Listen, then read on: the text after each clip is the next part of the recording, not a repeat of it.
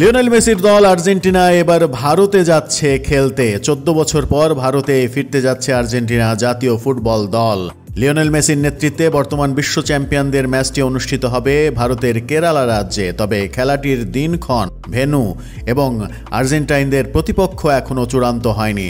ভারতীয় গণমাধ্যম দ্য হিন্দু জানিয়েছে, বুধবার কেরালা রাজ্যের ক্রীড়ামন্ত্রী ভি আব্দুরহিমান এক সংবাদ সম্মেলনে বলেছেন, মেসি সহ আর্জেন্টিনা যারা বিশ্বের 1 নম্বর ফুটবল দল, তারা আগামী বছর কেরালায় আসছে। ম্যাচটির সম্পূর্ণ তত্ত্বাবধানে থাকবে কেরালা রাজ্য সরকার। আব্দুরহিমান আস্থা প্রকাশ করেছেন যে ঐতিহাসিক উপলক্ষটি আয়োজন করার পূর্ণ সক্ষমতা তাদের রয়েছে। এই হাই প্রোফাইল ফুটবল ইভেন্টটি আয়োজনের জন্য সমস্ত আর্থিক সহায়তা রাজ্যের ব্যবসায়ীদের তরফ থেকে আসবে। ক্রীড়ামন্ত্রী আব্দুরহিমান আরও জানিয়েছেন, প্রীতি ম্যাচটির আনুষ্ঠানিক ঘোষণা আসবে আর্জেন্টিনার টিম ম্যানেজমেন্টের পক্ষ থেকে। দলটির সংশ্লিষ্ট ব্যক্তিরা আগামী 1.5 মাসের মধ্যে কেরালায় আসবেন সবকিছু পর্যবেক্ষণের জন্য। এর আগে 2011 সালের সেপ্টেম্বরে ভারতে প্রীতি ম্যাচ খেলেছিল 3 বারের বিশ্বকাপ জয়ী আর্জেন্টিনা।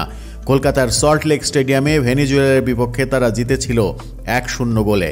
এবারের সফরে কারা প্রতিপক্ষ হবে সেটা এখনও নিশ্চিত নয়। তবে কেরালায় যে আর্জেন্টিনা ম্যাচ খেলতে আসছে এটা নিশ্চিত করেছে কেরালার ক্রীড়ামন্ত্রী।